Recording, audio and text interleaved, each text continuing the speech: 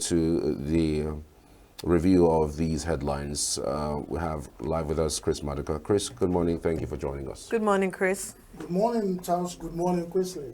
And good morning, the world. Okay, first, we want to talk about the Nnamdi Kanu case that has been adjourned indefinitely. Well, there's some viral video that I'm sure people actually leaked, or let's say smuggled it out of the court. And you can find Nnamdi Kanu. You know, he was just really uncontrollable, and he was talking, and he stood his ground, and was calling out names, and then he was shouting, and was really livid with anger. And he was saying something that the court lacks jurisdiction to try him.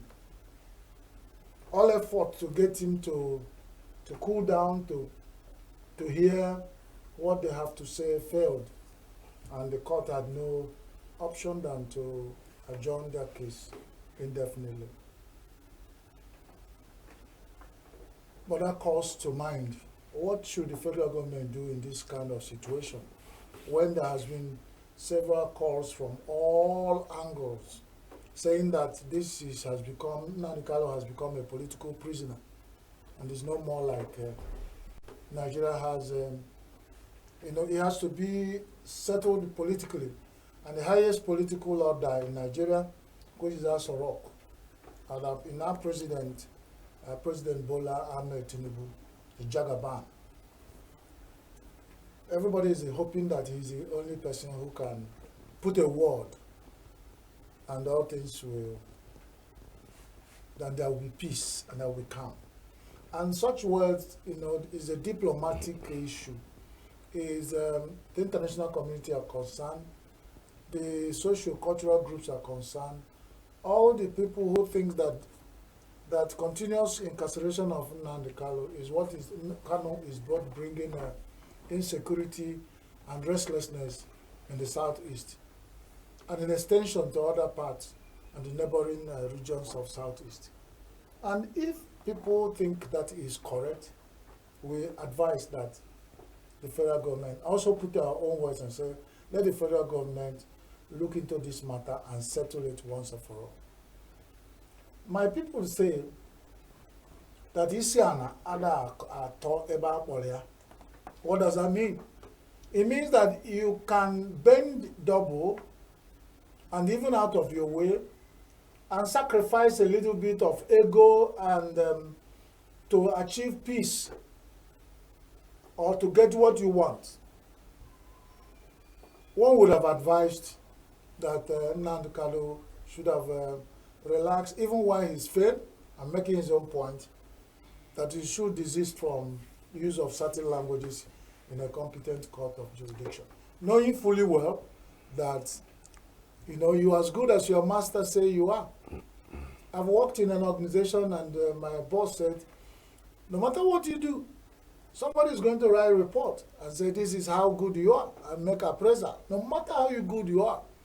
And what it tell you, if you have issue with the person who will write that report, he might just finish writing, Chris Maduka is good, he has good character, he has a team relation, and all that. But I'm not going to recommend, for one obvious reason, for his promotion. Do you understand? For one particular exhibition of character, your boss can say, well, I reserve the right to say, I want to praise you positively for promotion to next level. It plays out in a court of law in Nigeria when you have the chief judge and you have him sitting in judgment for you. And you walk into that court and you felt that because you have certain impressions over time, you do not want to regard whatever is happening there. You might not get out of that place. They won't deny you justice. But for instance, continuous incarceration does not mean for now. If over time Nnamdi Kanu has gotten judgment over in the past, but it's continuous incarceration by the federal government of Nigeria, and they're putting some chief judges with the power of the the federal government over him. He still has to be subject to what judgment those people pass. But there are issues that he actually raised. I mean, he says that Justice Binta Nyako recused herself since September last year. And then the Chief Justice of Nigeria now says that he didn't accept that particular recusal. She herself recused herself, that she doesn't really want to do this anymore. And then the Chief Justice says, no, go back to that particular matter. I've had personal issues like that. You are working for an organization, and suddenly you said you cannot sit a morning show to talk to Chris Maduka in newspaper review. And the president of Signature TV said, Charles, you do not have a right to do that. Because you don't get to a point where you choose what happened. Who decides? It's not every judge that will just say, I will not sit in judgment. But when you have sat in that judgment for, if you had known over time that you cannot handle the judgment, you would have stayed out. Who are you running? So why don't you give the? But again, it's also the right of the person involved to say that, look, I have lost confidence in the authority of this particular. Can another judge take over this case? Exactly, that's what the point. But I'm talking about. I'm not saying right of Nnamdi Kanu and Kanu and what he's saying in the court. It's not what I'm talking about. I'm talking about the right of Binta to recuse from the case. And you have a CGM, and you have the Chief Justice of Nigeria, who is oversight function and the supervisor of all the courts in Nigeria. And he said, for God's sake, you have handled this case for how many years? At this point that the whole world is looking for you to round up the case, you are going, it doesn't, no matter what, if you look at itself, it's not a good image for Nigeria, because another judge will come again and start all over. And they will come this particular person is still continuously detained.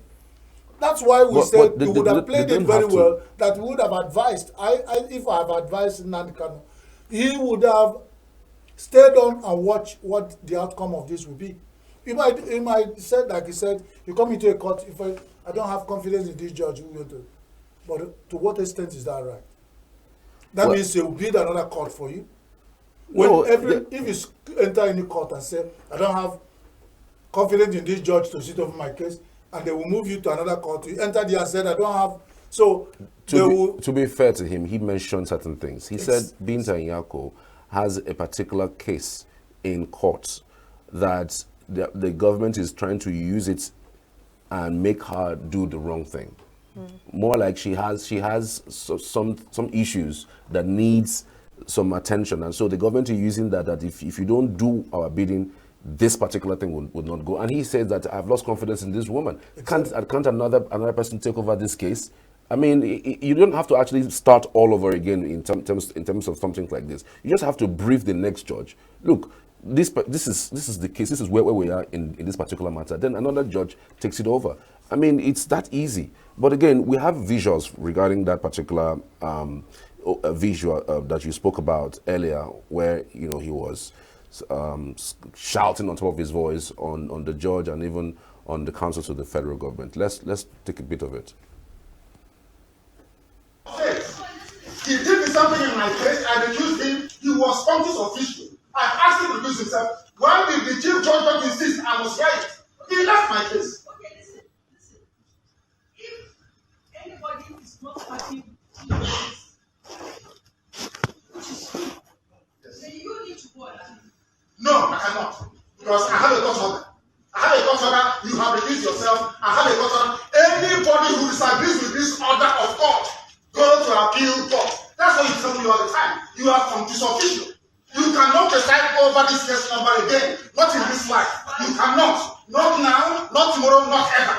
I want over here cannot force this court to preside on my case. You cannot. Not today, not till forever. You are recused and you stand with the truth. Tell the chief judge, not the kind of said, go on appeal. I recused him from my case. The state recused Justice Adema from my case. I did not insist Adema must hear my case. I never insisted. So why must you insist to hear my case? I don't want you in my case. I don't need you in my case. You are biased. You are biased. You cannot be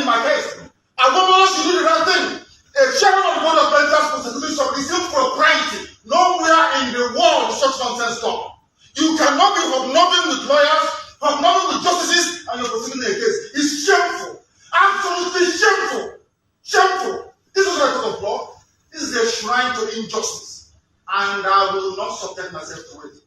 You stand accused and you must take my case. You cannot try me.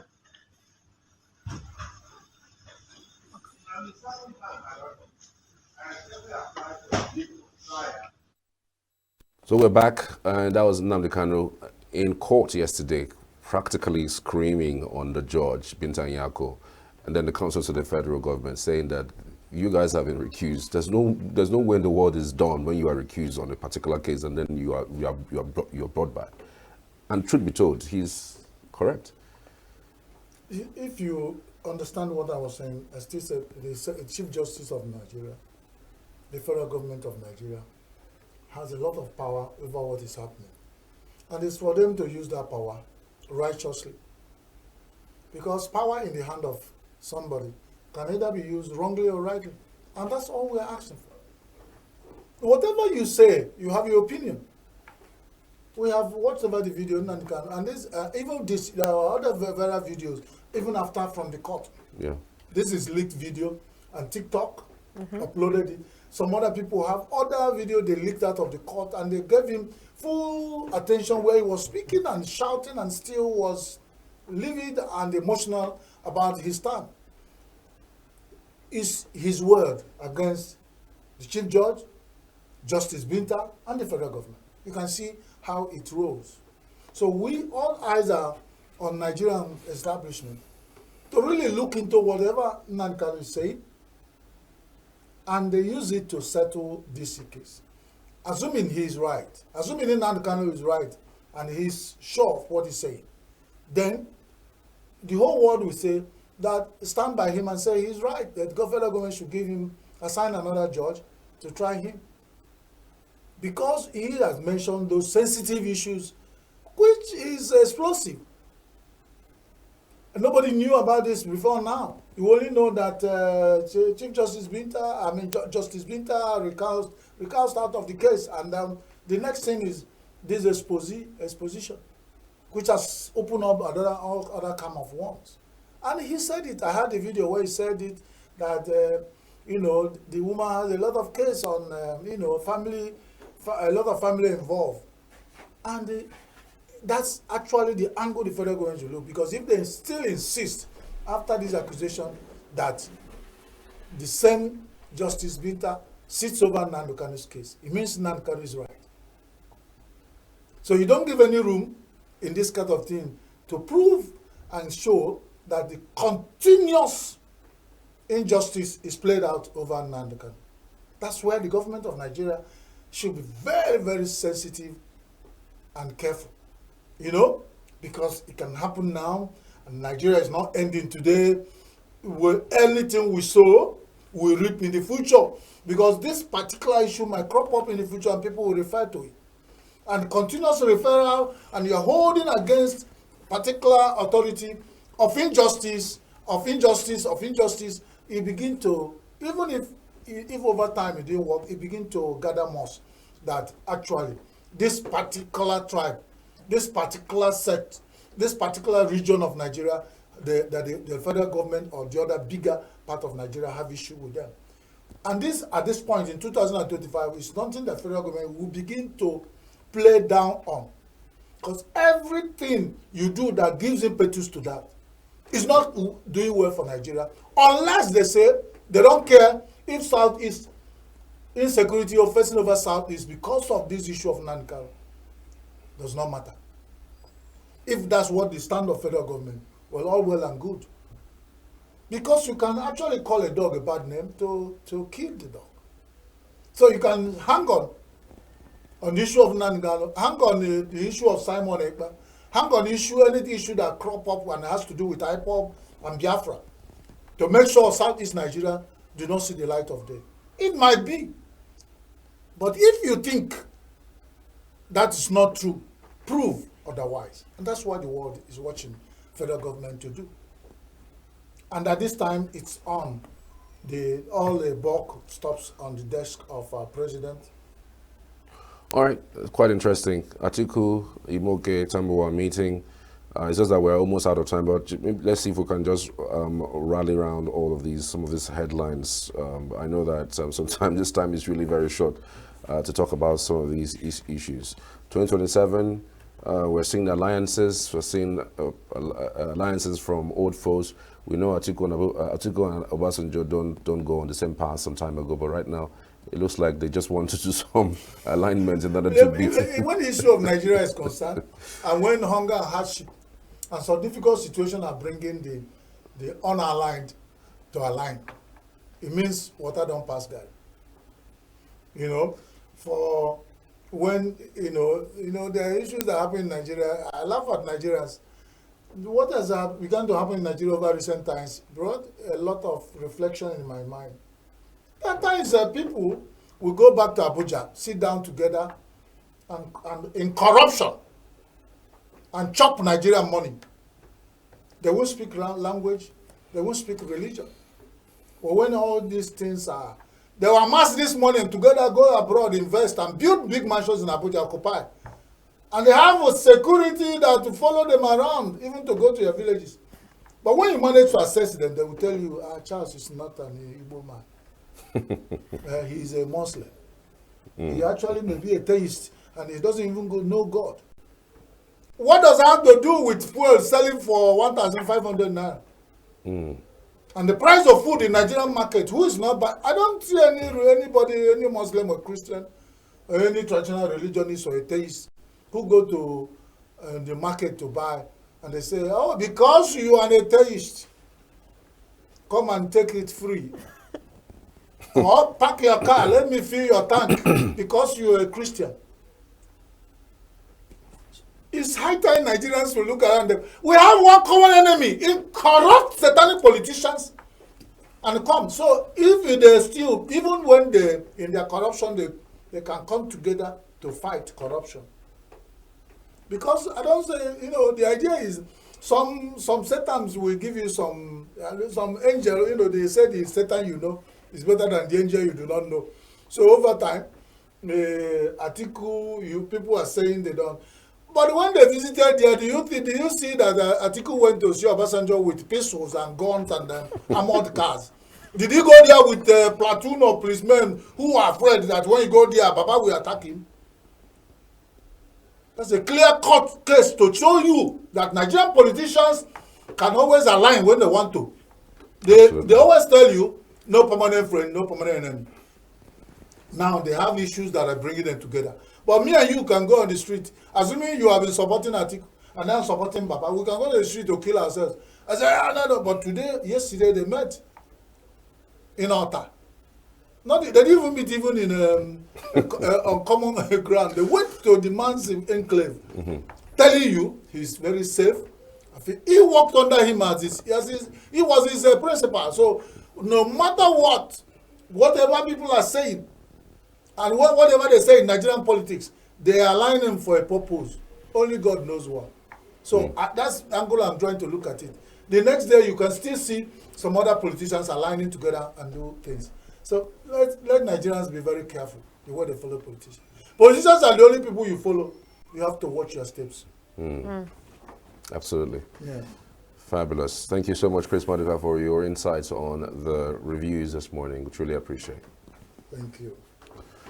All right, we're back shortly after this break for a very important discussion. I mean, it's going to be just about what, affects you. The rents, they are off the roof. I don't know how many bedrooms that you're living. Are you living in one? Are you living in two? Are you living in 3 or 4 bedroom apartments? If you do, I'm sure you know what I'm talking about. That's next. Stay with us.